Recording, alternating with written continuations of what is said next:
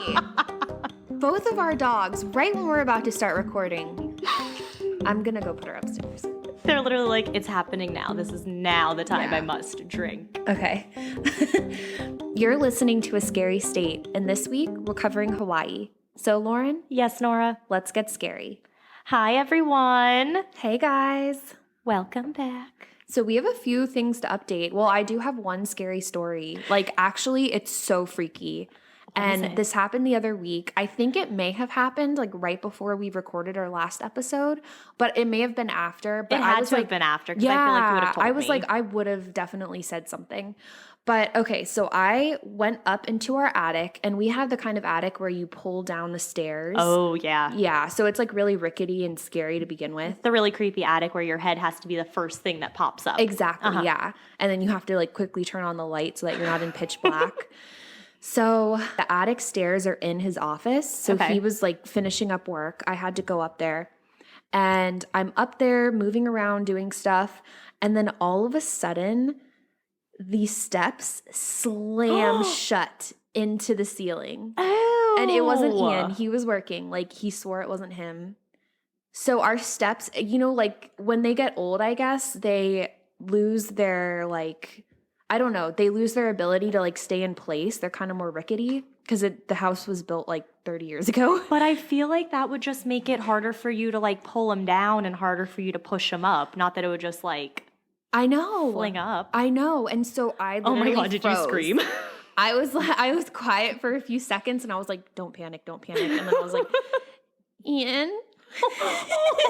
He was like, do you need me to put the stairs down? I was like, yes. Okay, I always wonder that. If you're stuck up there and that happens, like say he wasn't home. Exactly. That's what I was going to get at. That's what I was going to get at.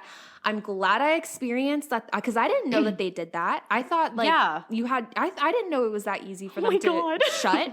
So I was like, thank God he was so home scary when that happened because I would have been stuck in that attic for God knows how long. Because it's not like you can like jump to get the thing down because if you jump, you could fall. Exactly. You fall and like through the ceiling or whatever. So it was scary. Luckily, oh my God. Luckily, he opened it like right away, so I didn't really have too much time to panic.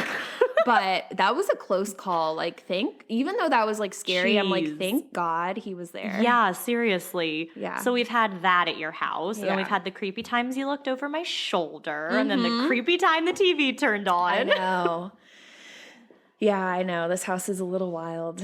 And then I was telling you, not to take away from your super creepy story, but I also have my super creepy attic thing. Oh, yeah. And this morning, I was getting ready, like in the room we have downstairs, it's underneath that, and I heard like the floor creaking, like footsteps, and I got so freaked out. So I texted Joe when I got to work, and I was like, can we please check out the crawl space? Like, I'm not a fan. Oh, my gosh. It was so scary. And of course, I listen to podcasts in the morning as I get ready. So I was listening to one about some murder, and I was like, of course, I'm listening to this. There's the creepy noises. Oh my gosh. Wait, so did you guys go together or? Well, no, because I texted him when I got to work today. Oh, gotcha. And then I came straight here. Yeah. So I haven't had a chance yet. And then he's really bad at texting me back. So I don't know if he saw what I was saying to him.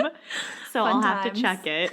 Well, because like that one time when I heard it and he was gone, and I literally went in there at like 2 a.m. because I was like, I can't sleep until I know there's nothing in here. Of course, it's when he's not there. Of course. It's always, it's just funny how that works.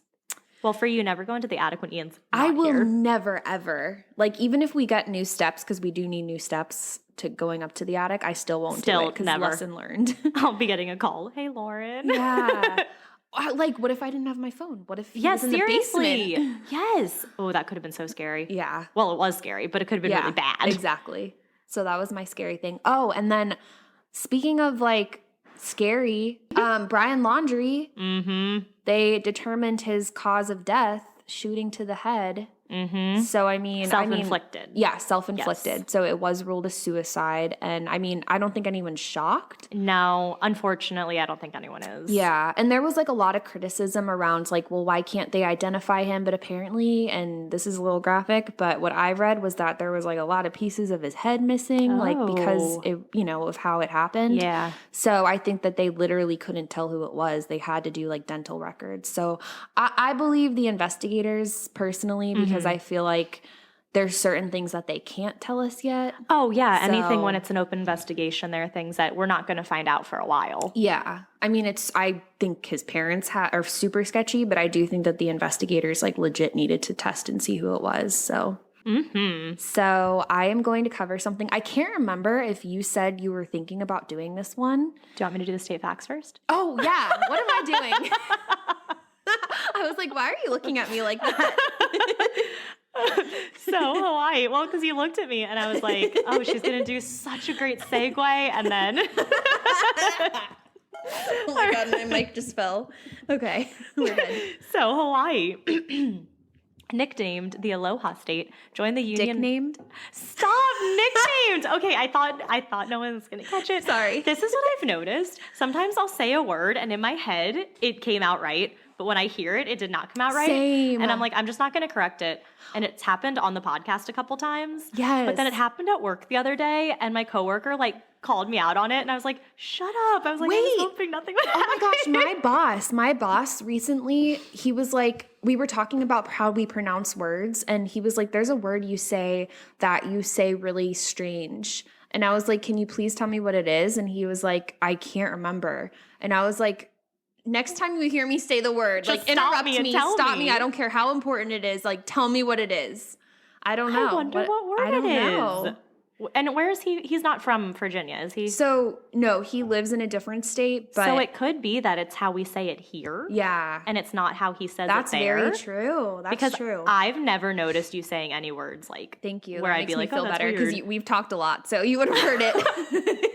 Yeah, and I mean, we listened back to our recording too, so I would have definitely heard it. Exactly.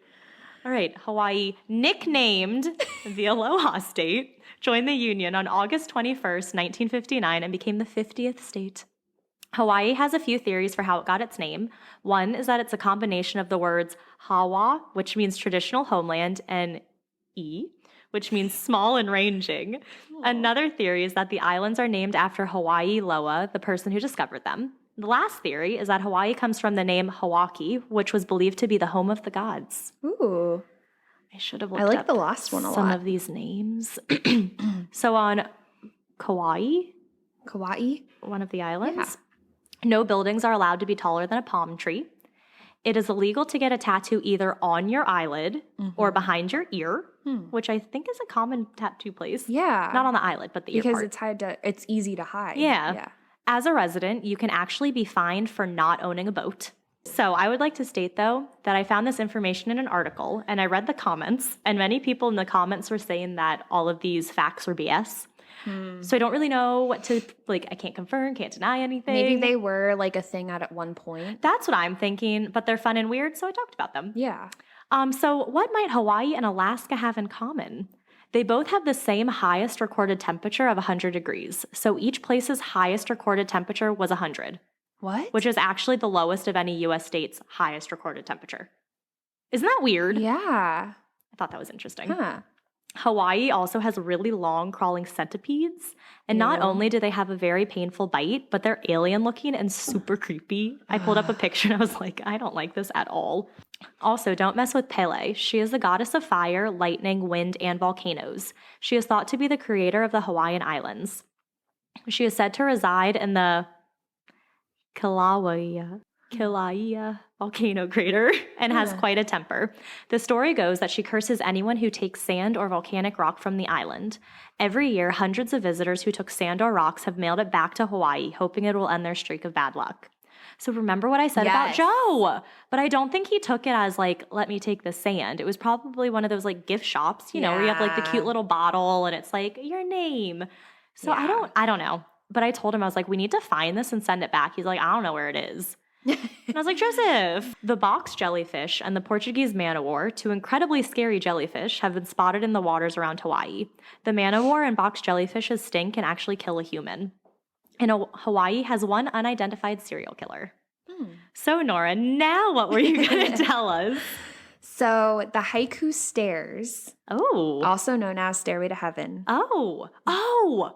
I've heard about these. Okay, so you didn't say that you were thinking about doing it. For some reason, I thought maybe I was imagining it, but who knows? No, Joe, I think he either went there or saw it or something when he went to Hawaii. Yeah, so It's crazy. Is it a cursed place? Is that where he got his curse? I don't think it's a cursed place, but I think it's just very interesting. I need to listen to what you're going to tell me. Okay. And then I'll know all the things. So first of all, I always thought it was just called the Stairway to Heaven, but it actually is technically called the Haiku Stairs. It's also referred to as the Haiku Ladder because it's literally just like a giant staircase that's more so like a ladder because it's like on a huge mountain, really dangerous.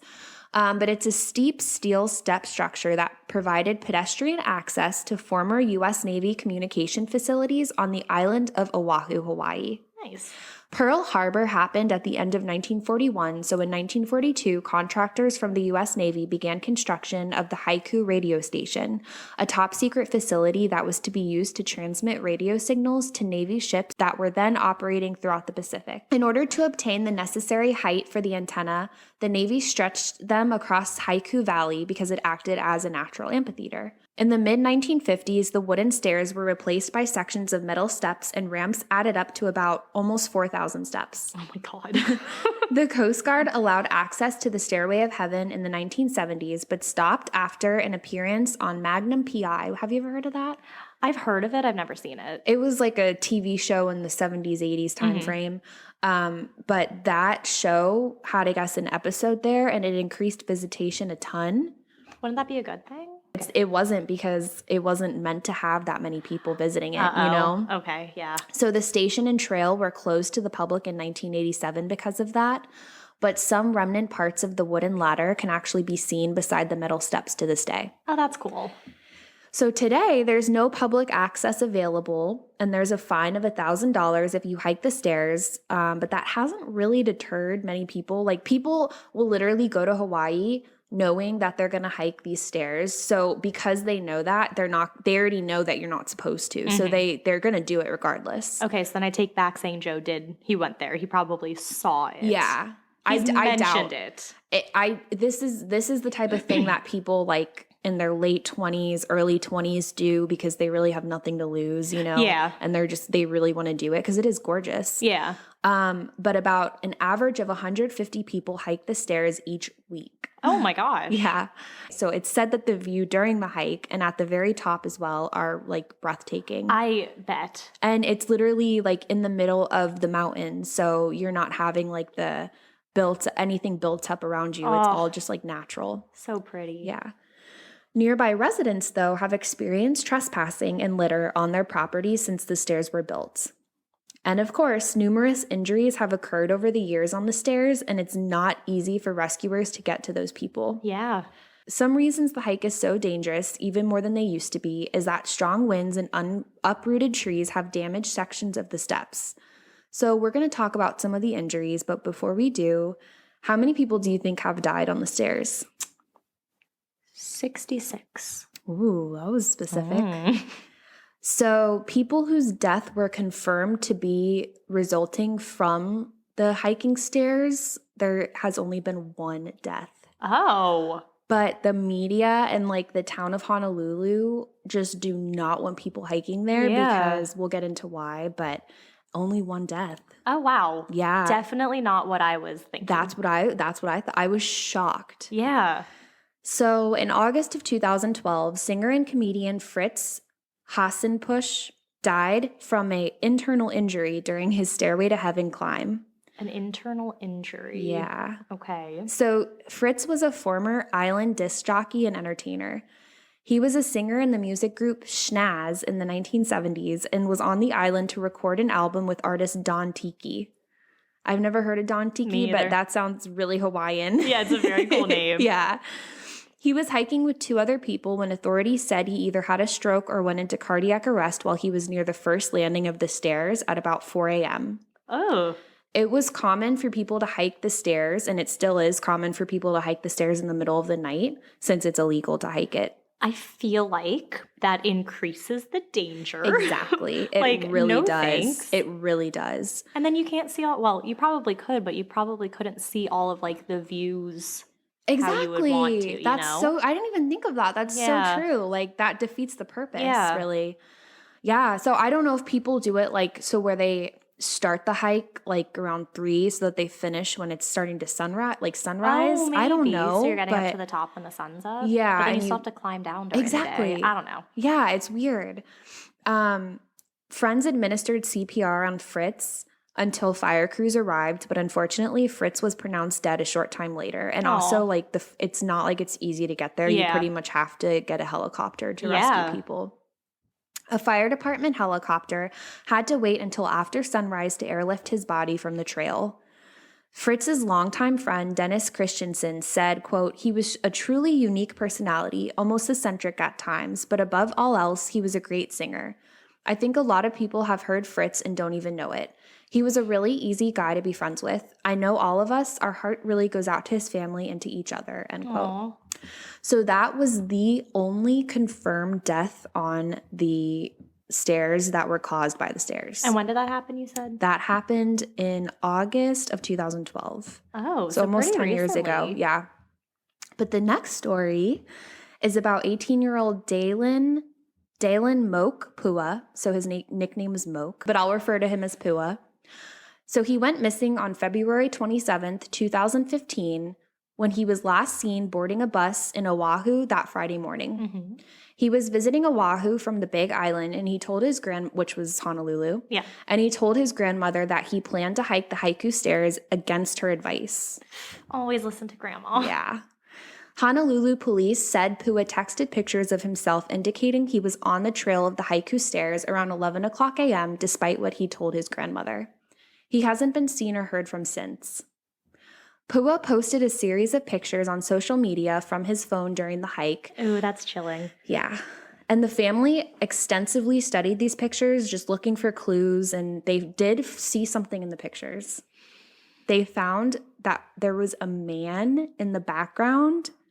Have I seen this picture? Maybe. I saw the picture, and it was definitely a man. Oh, please show me after. Okay, I will. Ooh, I'm getting chills. Okay. Yeah.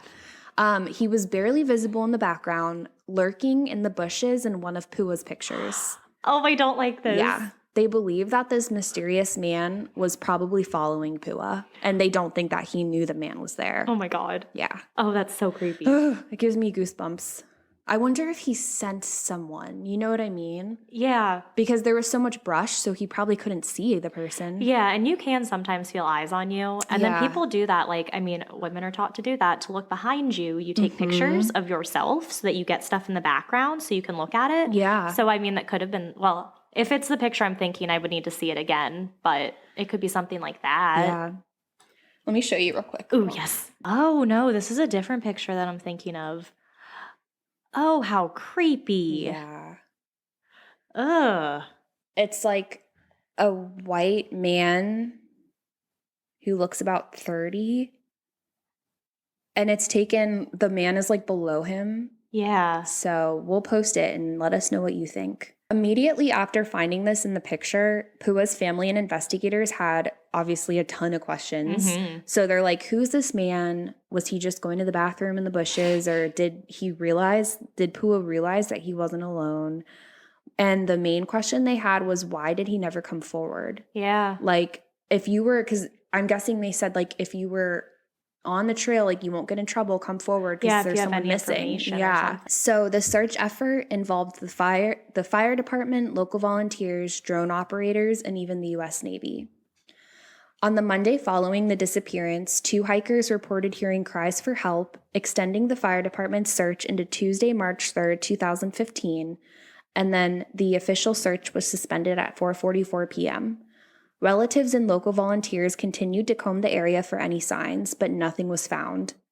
It's unknown if the mystery man is responsible for Dalen's disappearance or if he fell to his death on the danger steps.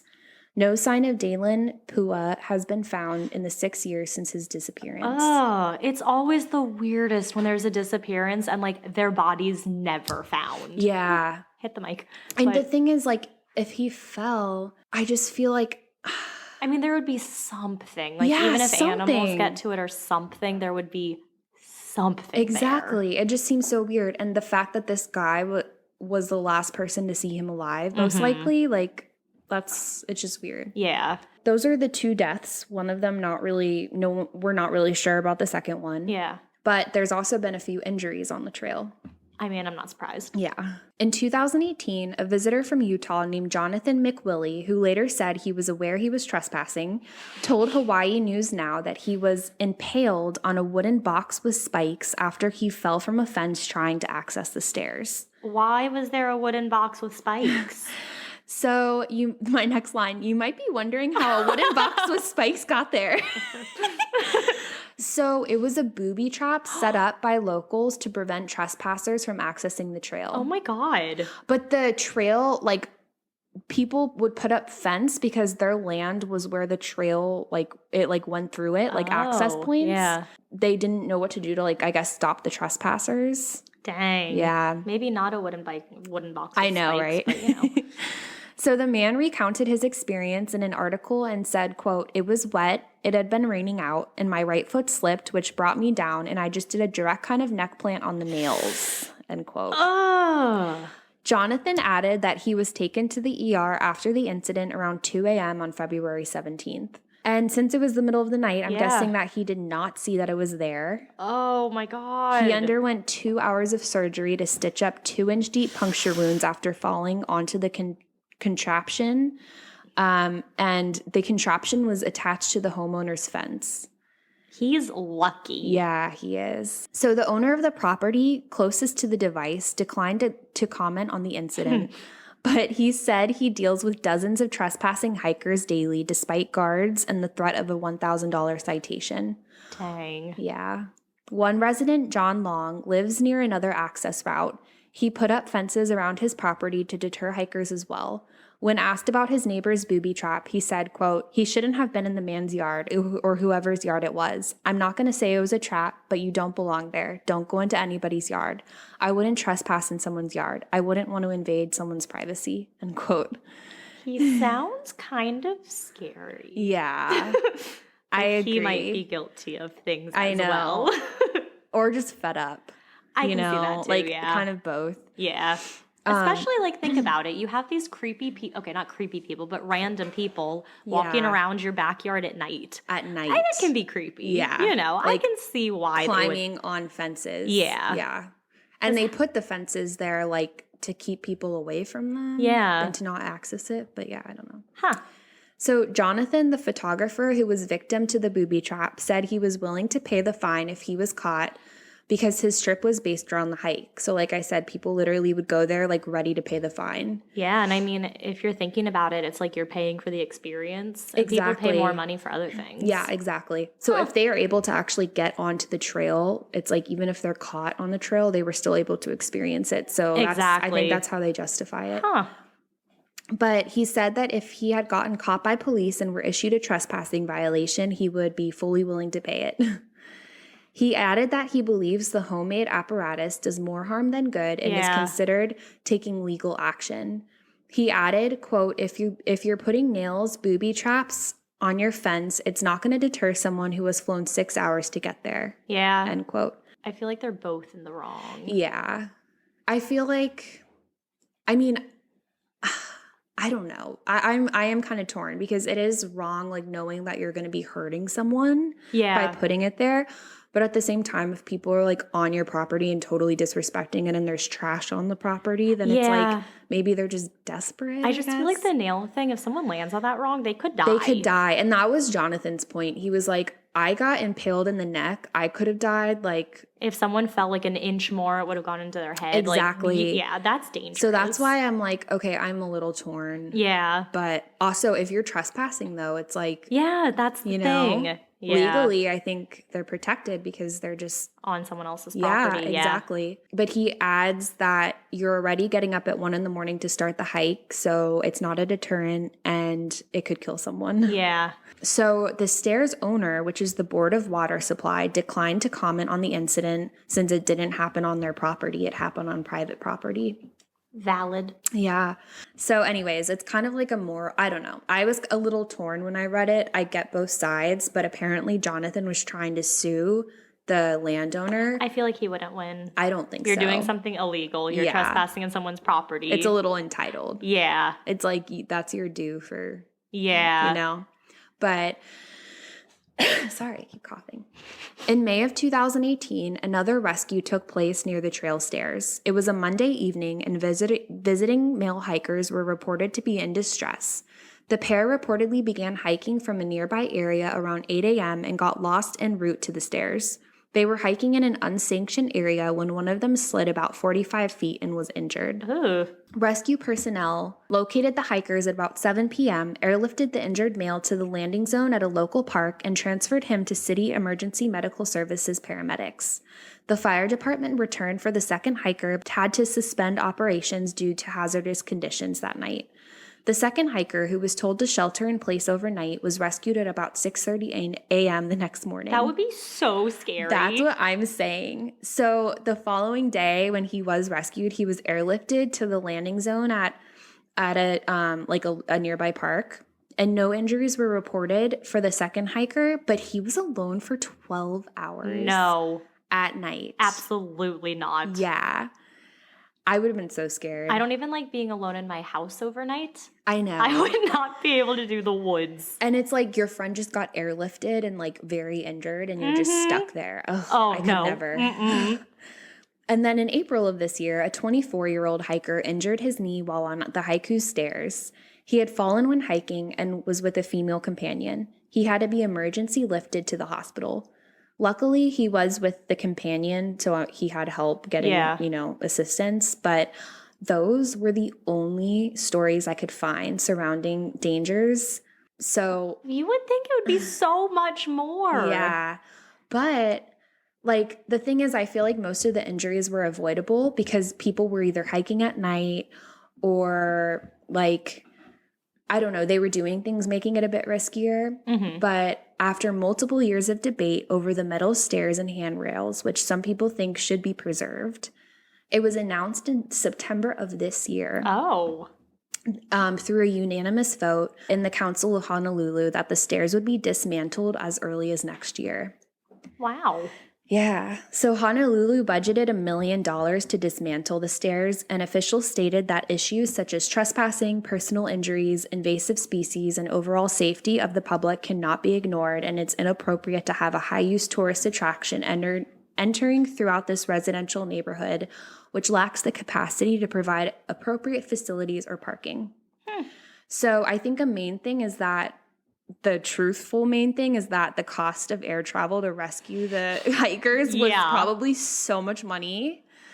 And the fact that no one was maintaining the stairs made it a huge liability. So they're like, we need to get rid of this. And I think they probably could have like hired someone to maintain the stairs, but that would have been expensive too. So they're like, let's just get rid of them. So even though destruction of the stairs was voted unanimously in favor for, the mayor's office will still have to formally approve the removal of the stairs and set a time frame to do so. Last year, nearby Kualoa Ranch, which is the filming location for movies like Jurassic Park and Jumanji. Oh, cool. They offered to take the stairs onto their property and build a ticketed attraction if they were ever removed from their original location. Oh, that's kind of cool. Yeah, so at least it's like a piece of history that's not getting like totally deleted. Yeah. But yeah, I don't know. Like, I was kind of sad to see that they were doing that. I was like, can you just restore it? Like, I know, but then more people will want to go on it if it's restored. I know.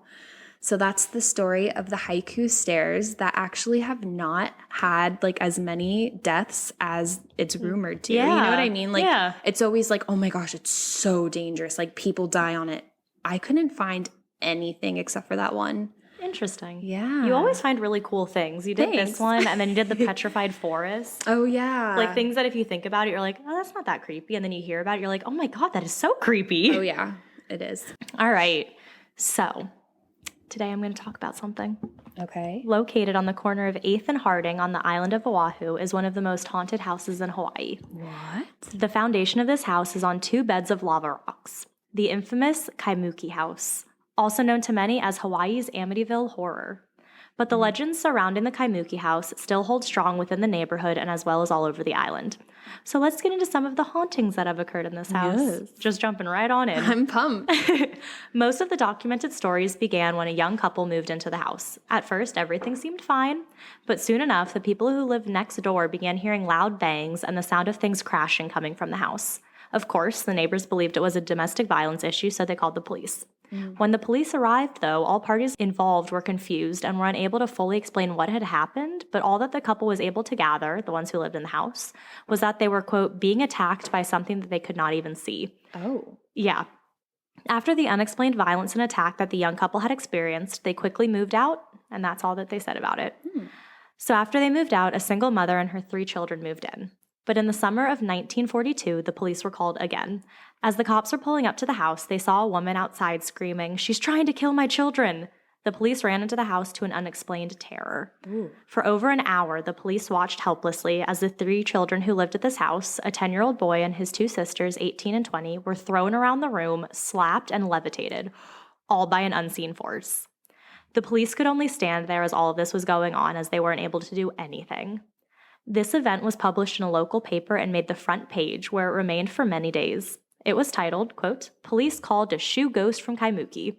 The article says, quote, "Kahuma, Hawaii's own witchcraft, brewed evils again Wednesday night, dispelling old-timers' tales that the war had stilled it. Answering a Kaimuki near riot call, police sergeant and patrolman found a Hawaiian boy 10 and his 2 sisters, 18 and 20, shrieking on a sofa.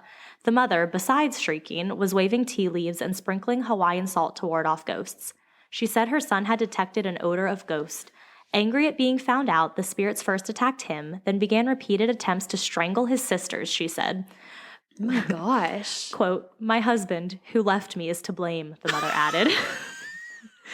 After an hour-and-a-half struggle, police and family yielded the home to Kahuna and retreated to the mother's sister's home.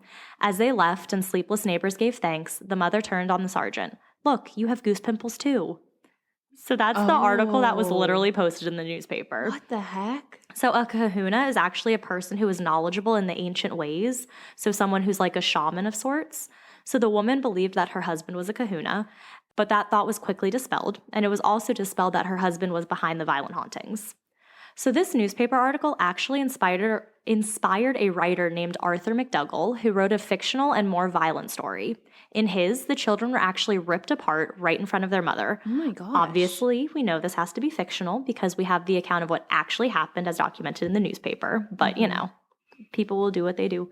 Yeah. So that family also quickly moved out, and after they moved out, a group of 3 girls moved in.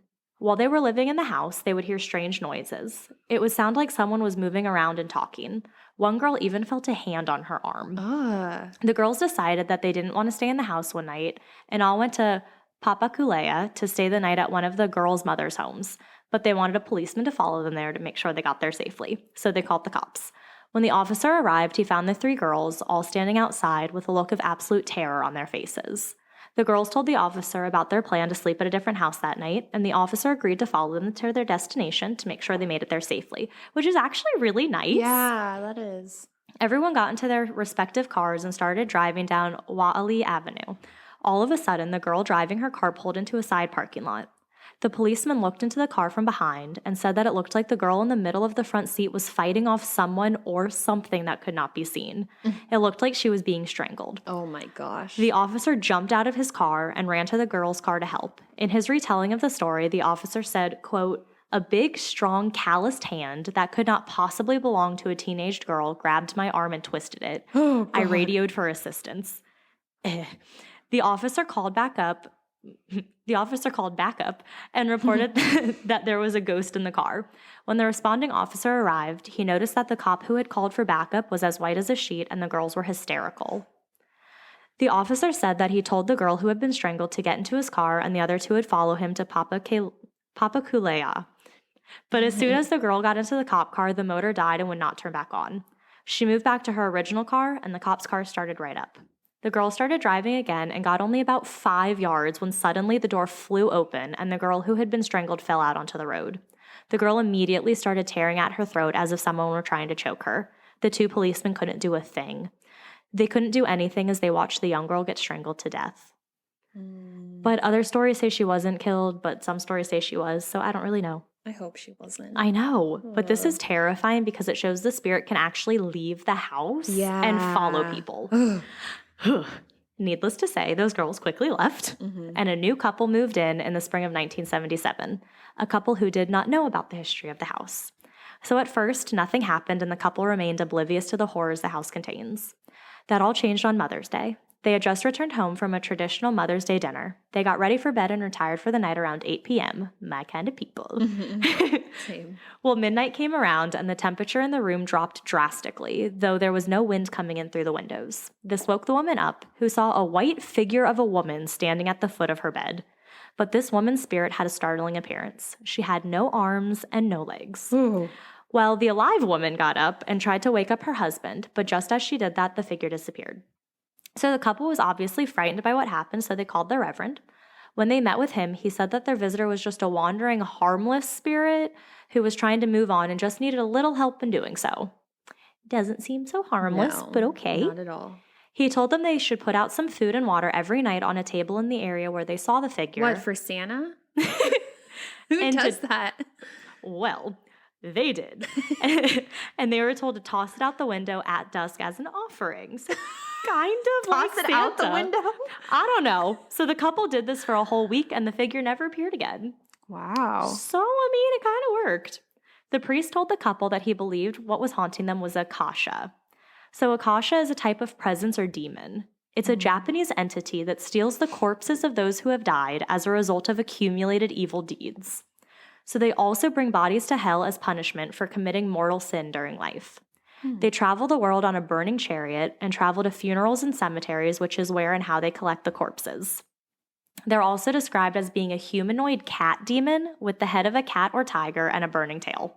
Oh my gosh. So Real Haunts, which is a website, described the creature in more detail. They said, quote, "The creature said to reside in the Kaimuki House is called Akasha, a man-eating ghost from Japanese folklore. Other interpretations of this monster include a ghoul who lives around crematoriums and feeds on the dead, and a cat-like demon from the sky who steals away bodies.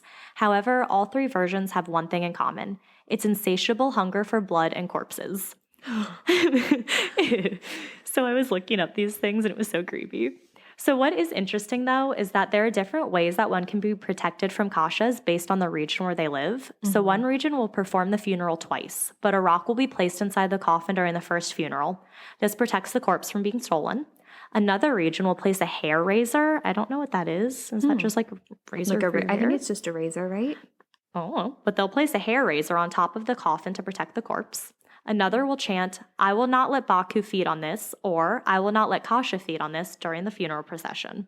Yet another place will play a mayobachi, which is a traditional Japanese musical instrument, because Kashas actively avoid those. And I don't know if that's the right way to pronounce it. I looked it up and literally it had no idea what I was trying to ask. Yeah. So I just went with that one. You tried. I tried. And then we have the offers that the priest described to keep them away. So the priest also explained that the kasha can be manifested due to horrible events that have occurred in an area or a house. It is said that one is created by a grudge or extreme anger after a shocking murder. And I bet it's not surprising to learn that there were, in fact, some brutal and horrible murders that occurred in this house. Some gruesome murders that are still talked about by locals and that newspapers and books still talk and write about. So the first murder is a little twist on the first story I told, but instead of a single mother of 3, it was a Japanese immigrant who lived in the house with his wife and his 2 children. One day he snapped and murdered his entire family. No. He cut up his family's bodies, then buried his wife and son in the backyard.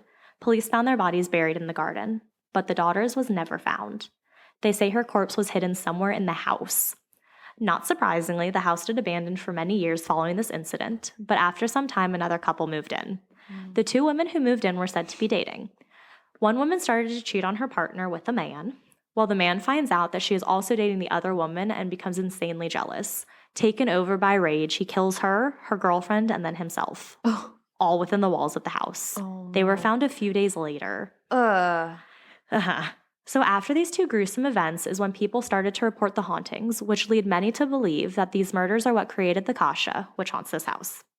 So as I was doing research, I found a couple more stories that described other hauntings that have occurred, but I couldn't find the dates that went with them, so I couldn't put them chronologically into the story. Yeah. So I'll just tell them now. Yeah, let's hear it. So another story goes, dispatch received a call from some neighbors of this house as they had been hearing shrieks. A woman was out in the front yard, reportedly hysterical. The woman was yelling that there was something in the house. It was smashing furniture, and anyone who tried to enter the house would be attacked by this unseen force.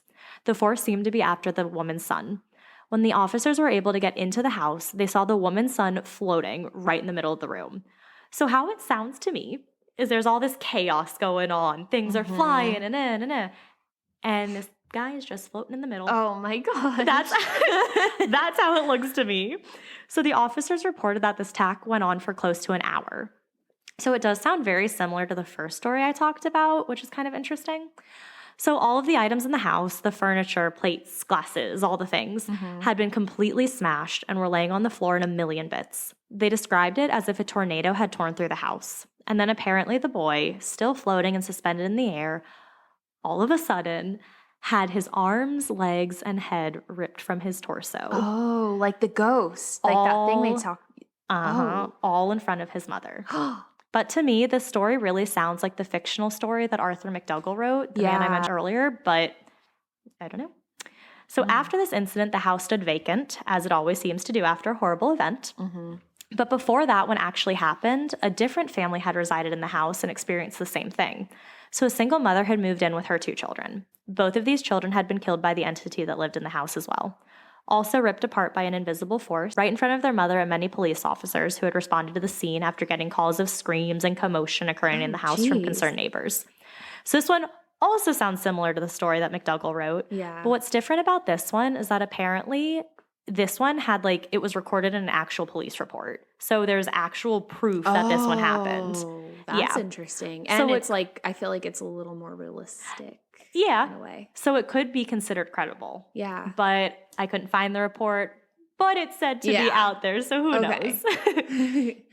But in 2016, the original House of Horrors was turned down, and in its place, on its foundation, now sits a bland 2-story house. But that didn't seem to stop the hauntings. On the overlyopinionated.com, I found an article from a guy who actually lived in the house. So the dude knew that he was moving into the ghost house, but having very little options elsewhere for one reason or another, he had to take it. Like I said, this house is well known for its haunting history, and the guy who moved in and his roommates all knew the rumors, so they put some rules into place. No Ouija boards, no Halloween parties, and no challenging the ghost or tempting fate. I wonder what the tempting fate is, though. So the guy who wrote the article said he didn't have too many experiences, but that each time he had a supernatural experience, it would always start the same way. He would wake up at exactly 4:33 a.m. and would notice that his room was ice cold. He would then immediately have this feeling that something was very off and very wrong. Then all of a sudden, every smoke alarm in the house would beep once. They are all controlled by their own battery, so there's no way that they could all beep at the exact same time, but somehow they always did. He said that the temperature in the room wasn't really what scared him. It was the cold feeling in his chest, like his veins were filled with ice water and that his life force was being drained out of him. He would struggle to breathe and he would be frozen in fear, so bad that he would physically be unable to move. So eventually he would be able to get up and sprint out of the room. He said every morning? Just when it happened. He said it only happened a couple times. So he said once he was in the living room, he would feel fine, but looking back at his bedroom, it looked sinister.